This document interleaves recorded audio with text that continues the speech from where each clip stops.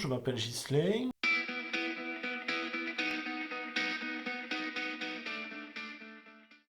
musicien, sportif. On l'a plus trop maintenant avec le confinement, mais aimant la vie, voilà, tout simplement. Je communique peu, je suis quelqu'un qui est très à retrait, qui réfléchit beaucoup. Et c'est vrai que parfois j'ai du manque de communication, c'est-à-dire que je vais pas aller livrer totalement mes sentiments ou pas aller livrer totalement ce que je pense. Même si après, quand on me cherche et quand on m'énerve, ça sort. Mais je suis quelqu'un qui est très renfermé sur lui, qui parle peu. Au dire de ma femme, elle arrive à me lire assez facilement parce que les émotions passent beaucoup à travers mon visage, donc elle me lit très facilement là-dessus. Mais elle n'hésite pas à me poser des questions, à venir me voir, à me demander qu'est-ce qu'il y a, qu'est-ce qui va pas, ou pourquoi, etc. Ce qui permet que je parle, hein, parce que bien sûr après je parle, mais je vais pas le livrer de premier abord, où je vais avoir le sourire facile, pas parler forcément, et je vais essayer plus de voir qui est la personne, s'il lui faut une tape sur l'épaule pour que ça aille mieux, etc. Aller, oui, toujours chercher le mieux chez la personne, sans forcément parler. L'écoute est très bien aussi et permet justement beaucoup de choses. Oui, il y a quelqu'un de chaleureux, souriant, mais qui parle pas énormément et qui n'a pas besoin de plus. Être rancunier, je dirais. Que je vais accepter beaucoup de choses, mais quand j'arrive au trop plein, ça passe plus du tout et ça peut rester des années. Voilà. Aimer les gens, je dirais, et aimer l'ensemble, c'est-à-dire aimer la coopération entre les gens et ce que chacun peut amener à l'autre. Savoir se taire, la réflexion et parler qu'au bon moment, ne pas trop en dire et juste dire ce qu'il faut au bon moment. Enfin, j'espère, je pense que c'est ça qui m'a permis de m'en sortir, et dans le métier et dans la musique. C'est l'espèce de violence qu'il y a chez les gens, entre autres sur les réseaux sociaux ou dans la vie de tous les jours. On a eu un phénomène où on s'est tous protégés par rapport à quelque chose, et cette protection reste trop, c'est-à-dire qu'on va plus vers les autres. Il y a toujours une espèce de méfiance envers l'autre qui me gêne beaucoup. Le fait de se rassembler, de revoir du monde, d'être ensemble, de parler et de vivre tout simplement. Mais j'essaye de faire, d'ajouter des petits bonheurs à des petits bonheurs. Je pense pas qu'une personne en soi peut changer énormément de choses, mais c'est l'ajout de plein de personnes ou l'ajout de plein de petites sommes qui font que ça va aller mieux par la suite. Donc, ajoutons des bonheurs hein, et multiplions-les. La musique et l'entente à travers les gens, c'est-à-dire que la découverte de l'autre, la découverte de culture, la découverte de pensées différentes, le fait que tout le monde ne soit pas pareil, c'est justement ce qui est beau dans le monde et c'est ça qui me passionne. Ce que j'aime de la musique avant tout, c'est l'émotion, c'est-à-dire ce que donne l'artiste et ce qu'on reçoit en face, ou ce que j'essaye de donner, ce que j'essaye de recevoir du public.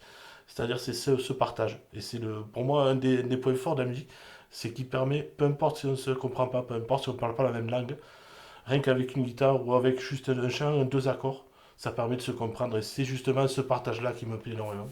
J'écoute de toutes les musiques, c'est-à-dire que je vais écouter du rap au métal. Ce que je préfère reste le rock, parce que je trouve que c'est là où il y a une émotion qui vient, c'est-à-dire que ça me parle à l'oreille. Guitariste, batteur, piano, je suis multi-instrumentiste, je chante aussi. Alors j'ai commencé par la batterie, et au fur et à mesure j'ai apprécié le son et la construction du son. C'est-à-dire que quand on va prendre par exemple l'ajout de la guitare, quand on va prendre une guitare, c'est ce qu'on va amener autour, c'est un peu comme un couturier, c'est la dentelle qui va venir autour et qui va permettre justement à la pièce centrale d'être belle. La batterie, pour moi, reste la pièce centrale avec la basse, c'est-à-dire que sans eux, il n'y a pas le morceau. Et faire le couturier autour et amener toutes ces broderies qui permettent que ça soit encore plus joli. Je suis plus compositeur que musicien-interprète parce que même les chansons que je vais interpréter d'autres, j'essaye de me les réapproprier, de les faire à ma manière. C'est-à-dire que je veux que l'émotion que la personne a mise arrive à sortir une émotion, même si elle se rapproche, mais qui m'est propre. Donc oui, la musique m'a permis d'avoir cette communication que je n'ai pas. C'est-à-dire que si on veut me connaître, en lisant mes textes, on en apprend plus que juste en me regardant ou en essayant un peu de parler avec moi. Parce que je reste très secret sur mes émotions, très renfermé malgré tout. Mais la musique me permet d'avoir cet échappatoire et de donner. Donc ma femme m'a connu à travers mes chansons au départ. C'est-à-dire qu'en lisant mes textes, on a commencé à échanger, même si elle était au rugby et qu'on s'est vu au sein du rugby. Donc elle m'a connu sans me connaître réellement à travers les textes. Oui, il n'y a pas meilleure communication pour moi que la musique. Ou l'art, entre autres, hein. Il peut y avoir la peinture qui passe par là. C'est à travers justement tout ce côté artiste, ou tout ce côté artistique, qui permet de livrer des émotions, de donner qui on est, une part de nous au public. Donc c'est la meilleure communication qui soit. Parce que là, il n'y a pas de faux semblant, on livre ce qu'on est. Alors force physique, de par mon poids et par ma taille, ça aide forcément. Même si je m'en sers très rarement, on va dire. Je suis plus quelqu'un qui va analyser ou qui va prendre du retrait sur une chose et placer la bonne touche au bon moment. C'est plus ça, comme ça m'est arrivé. On a vécu tous les deux, par exemple, les battles. Sur la fin des battles, qui a été très triste pour moi et sur laquelle j'ai été déçu, plutôt que m'énerver, plutôt que d'aller. J'ai juste posé le dernier message en expliquant de comment ça s'était passé. Après, comment ça a été perçu, je le sais pas, je m'en fous un peu d'ailleurs, mais plutôt que d'aller m'énerver, d'aller. Juste, j'ai dit ce que j'avais à dire, point. Voilà, pas plus.